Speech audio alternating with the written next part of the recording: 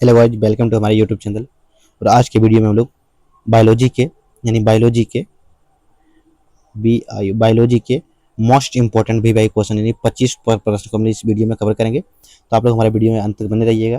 तो वीडियो अगर आप लोग को अच्छा लगता है तो चैनल को सब्सक्राइब कीजिए और अपने अपने दोस्त को शेयर कीजिएगा। तो आइए शुरू करते हैं। पहला क्वेश्चन है, ये जो पहला क्वेश्चन जो है इसमें पहला क्वेश्चन है कि पेनिसिलिन, अगला पहला पहला प्रश्न है कि पेनिसिलिन जो है किससे निकलता है। पेनिसिलिन जो है किससे निकलता है? कवक से। ऑप्शन नंबर सी यानी कवक से निकलता है पेनिसिलिन। अगला प्रश्न है अगला प्रश्न है क्वेश्चन नंबर 2 बोल रहा है, क्वेश्चन नंबर 2 में बोल रहा है कि एक रोगी प्रतिजैविक का कार्य एक रोगी प्रतिजैविक का क्या प्रभाव होता है। यानी एक रोगी में प्रतिजैविक का क्या प्रभाव होता है। इसमें जो प्रभाव होता है इसका राइट आंसर हो जाएगा ऑप्शन नंबर बी, यानी कि यह प्रतिरक्षी के उत्पादन को बढ़ाता है। क्या कहता है? यह प्रतिरक्षी के उत्पादन को बढ़ाता है। अगला प्रश्न है क्वेश्चन नंबर 3 में हम लोग देखने वाले हैं। क्वेश्चन नंबर 3 है कि रक्त के रसकंद में कौन सहायता करता है। यानी रक्त के रसकंद में कौन सहायता करता है? ये जो सहायता करता है ऑप्शन नंबर इसका राइट आंसर हो जाएगा ऑप्शन नंबर डी, लिम्फोसाइड। कौन करता है? लिम्फोसाइड करता है। अगला प्रश्न है 4 नंबर का। अगला प्रश्न है 4 नंबर की निम्नलिखित में से कौन विस्तृत स्पेक्ट्रम प्रतिजैविक है। जो प्रतिजैविक कौन सा है? एम्फेसिनिन। क्या है? एम्फेसिनिन। क्या है? एम्फेसिनिन जो है एक जो है विस्तृत स्पेक्ट्रम प्रतिजैविक है ये। अगला प्रश्न है 5 नंबर का प्रश्न बोल रहा है कि निम्नलिखित में से किससे अंगोरा ऊन निकालता है। अंगोरा नाम का ऊन जो है किस में से निकालती है? यानी खरगोश के ऑप्शन नंबर ए इसका राइट आंसर है, यानी खरगोश। यानी कि अंगोरा ऊन जो निकलता है खरगोश से बाल से निकलता है अंगोरा नामक ऊन। अगला प्रश्न है क्वेश्चन नंबर 6। अगला प्रश्न है कि महिलाओं में पुरुष की अपेक्षा निम्नलिखित में से कौन सी बीमारी होने की प्रकृति अधिक होती है, जो होती है महिला से ज्यादा पुरुषों में।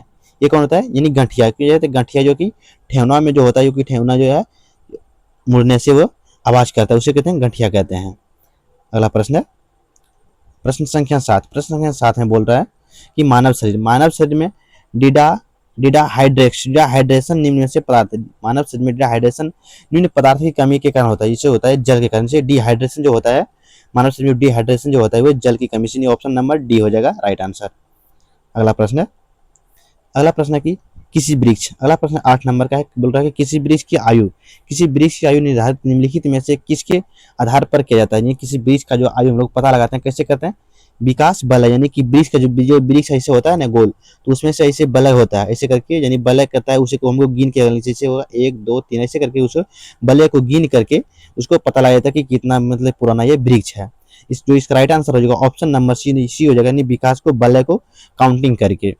अगला प्रश्न है प्रश्न संख्या 9। अगला प्रश्न संख्या 9 है। प्रश्न संख्या 9 बोल रहा है कि साइलेंट वैली में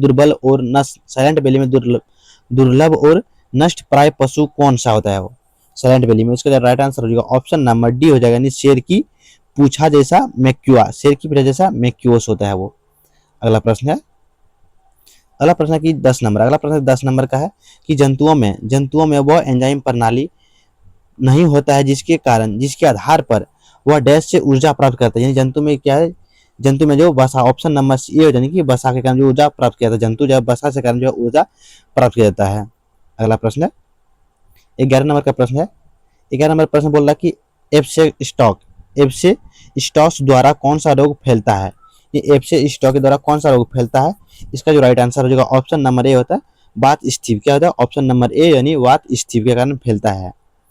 अगला प्रश्न है प्रश्न संख्या 12। क्वेश्चन नंबर कितना है? 12 है। क्वेश्चन नंबर 12 बोल रहा है कि उत्परिवर्तनवाद का सिद्धांत किसने दिया था? उत्परिवर्तनवाद का सिद्धांत जो है किसने प्रस्तुत किया था? इसका जो राइट आंसर है ऑप्शन नंबर डी ब्रिज ने। किसने किया था? डी ब्रिज ने। अगला प्रश्न क्वेश्चन नंबर 13। अगला प्रश्न जो है क्वेश्चन नंबर 13 कि जीव विज्ञान का जनक जो है कौन है? जीव विज्ञान का जनक कौन है? ऑप्शन नंबर ए हो जाएगा अरस्तु हो। किसको? अरस्तु को जीव विज्ञान के जनक कहते हैं। अगला प्रश्न है कि एपी कल्चर। अगला प्रश्न ऑप्शन क्वेश्चन नंबर कितना है? 14 है। ये बोल रहा है एपी कल्चर का जो संबंध किससे? ऑप्शन नंबर ए हो जाएगा मधुमक्खी पालन को क्या कहते हैं? एपी कल्चर कहते हैं। अगला प्रश्न है क्वेश्चन नंबर 15, क्वेश्चन नंबर 15 बोल रहा है कि कवक के अध्ययन को क्या कहते हैं। क्वेश्चन नंबर 15 बोला कवक के अध्ययन को क्या कहते हैं। कवक के अध्ययन को कहते हैं, इसका ऑप्शन नंबर हो जाएगा ऑप्शन नंबर बी यानी कि माइकोलॉजी। कवक के अध्ययन को क्या कहते हैं, माइकोलॉजी कहते हैं। अगला प्रश्न है, प्रश्न संख्या कितना है 16, प्रश्न संख्या छोटा है 16, कितना है 16। बोल रहा है कि सबसे छोटी कोशिका किसकी होती है, यानी कि सबसे छोटी कोशिका किसकी, माइकोप्लाज्मा, यानी ऑप्शन नंबर ए हो जाएगा माइको, सबसे छोटी कोशिका जो माइकोप्लाज्मा की होती है, जो option number A right answer है। अगला प्रश्न है प्रश्न संख्या 17, प्रश्न संख्या 17 बोल रहा है कि प्रोटीन की फैक्ट्री किसे कहते हैं, यानी प्रोटीन की फैक्ट्री कहा जाता है किसको, यानी ऑप्शन नंबर ए इसका राइबोसोम को प्रोटीन की फैक्ट्री को कहा जाता है। अगला प्रश्न है क्वेश्चन नंबर 18, क्वेश्चन नंबर 18 बोल रहा है कि डीएनए पाया जाता है, डीएनए जो है पाया जाता है कहाँ, माइटोकॉन्ड्रिया में भी पाया जाता है और क्लोरोप्लास्ट में भी पाया जाता है, यानी ऑप्शन नंबर इसका राइट आंसर हो जाएगा ऑप्शन नंबर ए और सी। अगला प्रश्न है क्वेश्चन नंबर 19, क्वेश्चन नंबर 19 बोल रहा है कि गोल्जी काय की खोज किसने की थी। क्वेश्चन नंबर 19 बोल रहा है कि गोल्जी काय की खोज किसने किया था, तो किसने किया था, ऑप्शन नंबर ए इसका राइट आंसर कैमिलो गोल्जी ने किया था। किसने किया था, कैमिलो गोल्जी ने किया था। अगला प्रश्न है प्रश्न संख्या 20, प्रश्न संख्या 20 नंबर का बोल रहा है किस पादप कोशिका का रसोई घर कहा जाता है, किस पादप कोशिका को जो रसोई घर कहा जाता है, ऑप्शन नंबर इसका राइट आंसर ए हो जाएगा कि हरित लावक, किससे, हरित लावक को। अगला प्रश्न